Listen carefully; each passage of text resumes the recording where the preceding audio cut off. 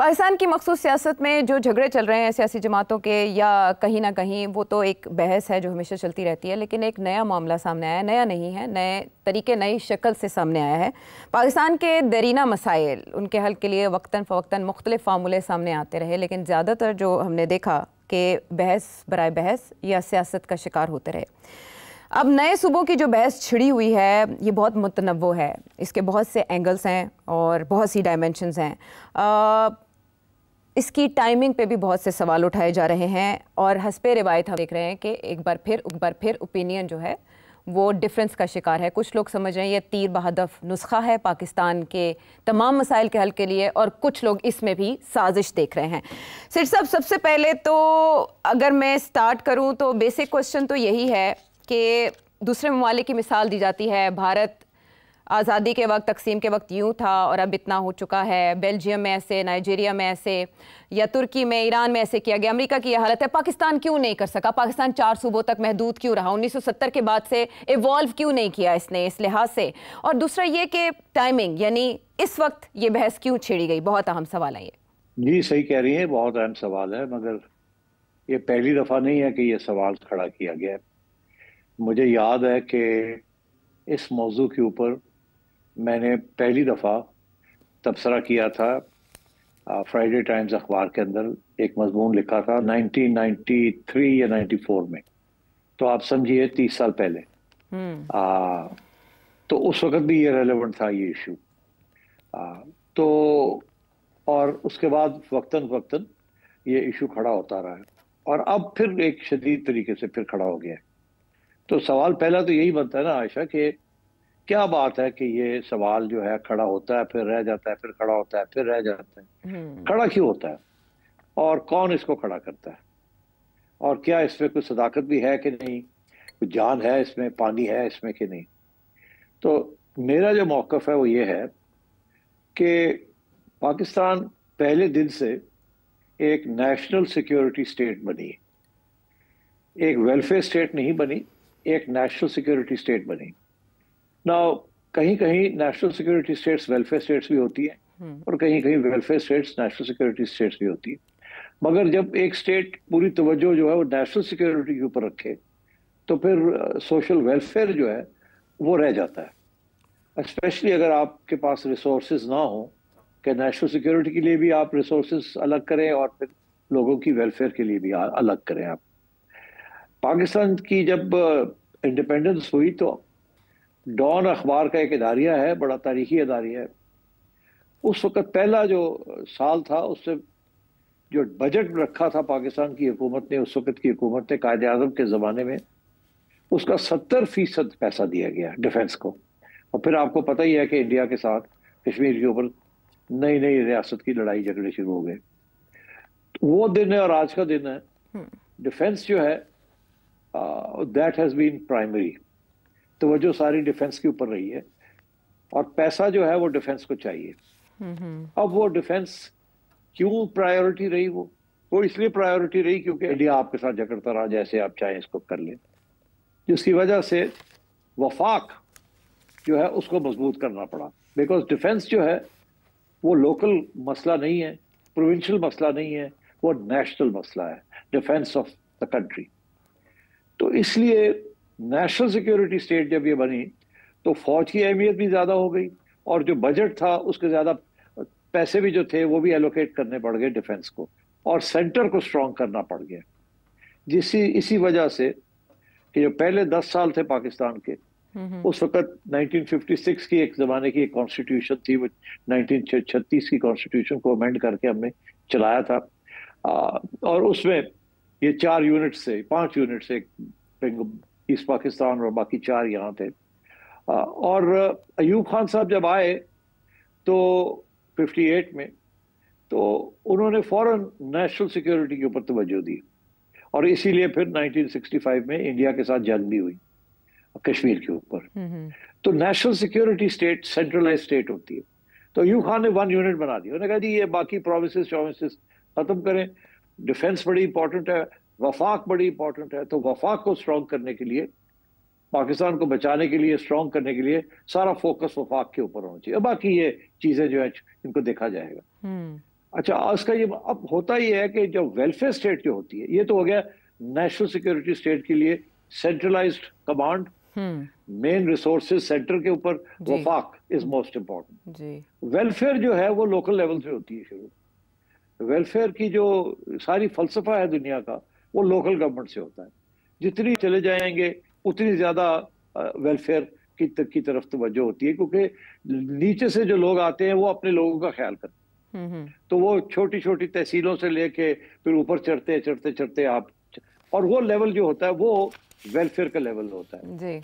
अच्छा, वेलफेयर सिर्फ इससे नहीं होती, बड़ी बड़ी सड़कें बनाने से। वेलफेयर नलका नाली, पुलिस और अदालतें, ये लोकल लेवल पे सब कुछ होता है। अच्छा, इसीलिए लोग अभी भी बरतानिया की हुकूमत जो थी, कॉलोनियल पावर जो थी, उसको याद करते हैं, बिकॉज वो लोकल लेवल पे उन्होंने पावर डिवॉल्व की हुई थी जी। और वेलफेयर का बड़ा इंपॉर्टेंट थी। हाँ। तो ये जो कॉन्फ्लिक्ट है between welfare state and national security state, ये पहले दिन से पाकिस्तान के अंदर बिल्ट इन थी, बिकॉज ऑफ हमारी जो इंडिया के साथ जो तजाद था। अच्छा, उसके साथ क्या हुआ कि फिर हमने अयूब खान के जमाने में हमने 1 यूनिट बना दिया। अब अयूब खान का 1 यूनिट जो था, उसके अंदर सारा पैसा जो था वो 2 जगह पे गया, एक डिफेंस की तरफ गया और दूसरा ये कि जो भी इंडस्ट्रियलाइजेशन हुई वो बड़ी लॉपसाइडेड थी, अनइवन थी। छोटी प्रोविंस, छोटे गरीब इलाकों में नहीं गया, वो जहाँ पहले डेवलपमेंट हो रही थी वहीं होनी शुरू हो गई। ना ईस्ट पाकिस्तान पैसा गया, ना सिंध में गया, और कराची से हटा के कैपिटल शिफ्ट कर दिया इस्लामाबाद, तो सारी वो भी उधर चला गया। अच्छा। और लोकल गवर्नमेंट भी नहीं हुई, और वो जो उन्होंने बेसिक डेमोक्रेसीज बनाई थी वो खत्म हो गई, उसके वो चल नहीं सकी। तो जब भी ये डिफेंस का मसला आया है, और तो उस वक्त सेंट्रलाइज स्टेट की बात हुई है। मगर फिर आप देखिए कि जब भी फौजी हुकूमतें आती हैं सेंटर के अंदर, तो वो प्रोविंसेस को अहमियत नहीं देते, वो लोकल गवर्नमेंट को एम्फोसिस देते हैं। और सबसे ज्यादा अयूब खान ने भी बेसिक डेमोक्रेसीज बनाई, उसके बाद जियाउल हक साहब आए, लोकल गवर्नमेंट, उसके बाद मुशर्रफ आए, लोकल गवर्नमेंट, और ऊपर सेंटर और नीचे लोकल गवर्नमेंट। उन्होंने ये जो प्रोविंशियल सेटअप था इसको कमजोर किया, क्योंकि प्रोविंशियल सेटअप के साथ एक हमारा एक्सपीरियंस ये है आयशा कि कोई डेवलपमेंट लोकल नहीं होती। अब लाहौर की डेवलपमेंट हो जाएगी, मगर बाकी पंजाब में जो छोटे छोटे जगह हैं वहां नहीं होगी, एंड सो ऑन। तो इसी तरीके के साथ, तो इसलिए ये इशू जब भी डिफेंस का आता है तो ये इशू बनता है। अब हमने देखा है कि लोकल गवर्नमेंट जो है उसके कानून भी बन चुके हैं, और अदालतों ने भी हुक्म दिया हुआ है प्रोविंसेस को कि आप लोकल गवर्नमेंट के इलेक्शन कराएं और जेन्युइनली पावर जो है उसको डिफ्यूज करें, ताकि लोकल लेवल पे वेलफेयर इंक्रीज करें। मगर ये होता नहीं है। ये हमारे सियासतदान प्रोविंशियल लेवल के और फेडरल लेवल के मिले हुए हैं। अब क्योंकि दिन ब दिन हालात खराब होते जा रहे हैं, क्योंकि इंडिया के साथ फिर से टेंशंस जो है बढ़ गई हैं, और वैसे ही ये रीजन बड़ी खतरनाक है, तो इसलिए focus is going back to the centre.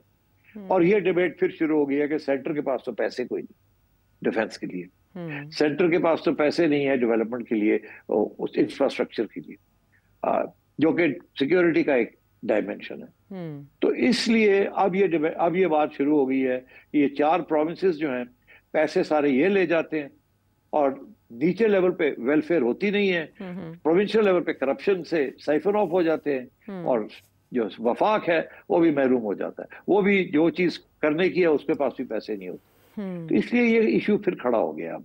और मैं ये समझता हूँ कि ये जो इनहेरेंट कॉन्ट्रडिक्शन है पाकिस्तान के अंदर, जो national security state and welfare state, ये जब तक रिजॉल्व नहीं होगी उस वक्त तक ये प्रॉब्लम्स चलेंगे।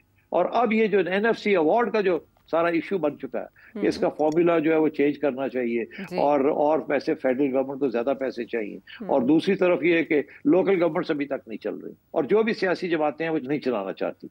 तो I think this is the reason कि जब भी कोई फेडरल क्राइसिस आती है तो ये प्रोविंसेस की बात, कि प्रोविंसेस को कमजोर किया जाए और प्रोविंसेस बनाई जाए, ताकि वो अगर लोकल गवर्नमेंट नहीं हो रही तो कम से कम 32 डिविजन्स जो हैं या 12, इसको कम कर दिया जाए ताकि पावर डिवॉल्व कर जाए।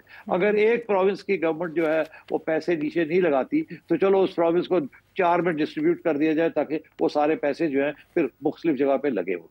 तो आई थिंक इस किस्म की अब आर्ग्यूमेंट्स चल रही हैं, और मैं समझता हूँ इसके अंदर बड़ा वजन है, बिकॉज जो आगे सूरत हाल आ रही है ये सारी रीजन के अंदर, जिसके अंदर पाकिस्तान की नेशनल सिक्योरिटी पॉलिसीज जो है वो बड़ी अहम होंगी, तो इसमें जरूरत ये है कि वफाक के पास भी पैसे हों for defence and other major issues that relate to national security, communications, currency, defense, ये सारी चीजें फेडरल गवर्नमेंट की, और उधर नीचे लोकल लेवल पे लोकल गवर्नमेंट होनी चाहिए। और अगर ये प्रोविंसेस लोकल गवर्नमेंट नहीं डिवॉल्व करते तो फिर प्रोविंसेस को डिवॉल्व कर दिया जाए इनटू स्मॉलर प्रोविंसेस, ताकि वहाँ जो भी चीफ मिनिस्टर है या मेयर है वो उसका ख्याल करे। तो दैट इज वाई अमेरिका के अंदर उन्होंने ये सिस्टम बड़ा अच्छा बनाया हुआ है, कि इंडिया के अंदर भी उन्होंने बना लिया है कि तीन लेवल्स के ऊपर है वहाँ, एक फेडरल गवर्नमेंट है, फिर एक स्टेट गवर्नमेंट है, और फिर लोकल गवर्नमेंट है वहाँ। और इसी तरीके से इंडिया ने भी ये कर लिया, हमसे ये नहीं हुआ। हमने थर्ड लेवल टियर जो है वो कभी बनाया नहीं। जब थर्ड लेवल बनाते हैं तो सेकंड लेवल को उड़ा देते हैं, फौजी आते हैं वो सेकंड लेवल को उड़ा देते हैं, थर्ड बना देते हैं, उसके साथ और तकलीफ होती है। और जो सियासतदान है वो सेकंड लेवल रखते हैं, थर्ड लेवल को आने नहीं देते, बिकॉज वो समझते हैं कि उनका फिर पावर, पैसे जो है वो डाइल्यूट हो जाएंगे एंड सो ऑन। तो मेरा ख्याल है ये वैलिड सवाल है, और आजकल क्योंकि इतने सख्त इश्यूज बने हुए हैं तो ये इस चीज को डिबेट करना चाहिए और इसकी प्रोज एंड कॉन्स देखनी चाहिए। वैलिड सवाल है और वैलिड नीड भी है। आपके ख्याल में जो माजी आपने बताया, कॉज एंड इफेक्ट बताया, उसके बाद आज के हालात को देखते हुए आप क्या समझते हैं कि जो हमारी सियासत है, ये सियासी ज़मीन है, पॉलिटिकल विल है, वो कितना हमवार है कि इस मामले पे आगे पेशरफ्त की जाए? देखिए बड़े मसले हैं, इतनी आसानी से हो नहीं सकता। पहले हो सकता था, 10 साल 20 साल पहले हो सकता था। अब तो आप देखिए कि ये प्रोविंशियलिज्म जिसे आप कहते हैं, सब नेशनलिज्म प्रोविंस लेवल की, वो बड़ी वसी पैमाने पे आ गई। बलूचिस्तान में आप देख लें, केपी में आप देख लें, सिंध में आप देख लें, वो एक पंजाब ही है जहां उस किस्म की प्रोविंशियल नेशनलिज्म नहीं है। हालांकि एक जमाने में मियां नवाज शरीफ साहब ने जाग पंजाब जाग का नारा भी लगाया था, मगर वो उस तरीके से बना नहीं। मगर सिंध के अंदर तो सिंधी नेशनलिज्म है, और उधर कराची के अंदर महाजर नेशनलिज्म है, उधर केपी के अंदर आप देख रहे हैं पख्तून नेशनलिज्म है, एंड तो और बलूचिस्तान में तो आपको पता ही है, वहां तो ऑलरेडी एक इंसर्जेंसी भी चल रही है नेशनलिज्म के बेस के ऊपर। तो अब मेरा ख्याल है ये मुश्किल हो गया है कि इन सबको कैसे मनाया जाए कि आप प्रोविंशियल पावर जो है वो कम करें। वो तो प्रोविंशियल पावर तो ज्यादा करना चाहते हैं, वो तो कहते हैं फेडरल गवर्नमेंट कम हो, ये कन्फेडरल गवर्नमेंट बने। फेडरल नहीं, पाकिस्तान को कन्फेडरेशन बनानी चाहिए। मतलब ये कि चारों प्रोविंसेस जो हैं वो आजाद किस्म की रियासतें बन जाएं, सारा पावर उनके पास हो, और वो आगे से जो देना चाहें वो फेडरल गवर्नमेंट को दे दें। पुराना फॉर्मूला ये था कि फेडरल गवर्नमेंट के पास सब कुछ हो, और वो जो देना चाहे वो प्रोविंसेस को दे दे, और प्रोविंसेस जो देना चाहें वो दे दे लोकल गवर्नमेंट को। तो ये तो अब मुश्किल हो गया ना, बिकॉज जो प्रोविंसेस हैं वो इतनी स्ट्रांग हो गई हैं, या वहां इतना सेंटिमेंट स्ट्रांग हो गया है कि वो अपना पावर छोड़ना नहीं चाहते, वो एक ढेला नहीं वापस करना चाहते। वो तो जो एग्जिस्टिंग एनएफसी अवार्ड है उसको तब्दील नहीं करना चाहते। पानी के ऊपर मसले बनने शुरू हो गए हैं, और वो प्रोविंशियल लेवल के ऊपर हो गए हैं, लोकल लेवल पे नहीं। तो मैं ये समझता हूँ कि ये बात तो, सवाल तो बड़ा वैलिड है, मगर ये जिस टाइम पे ये आ रहा है ये सवाल फिर से, इससे बड़ा मुश्किल हो जाएगा इसको आगे बढ़ाना।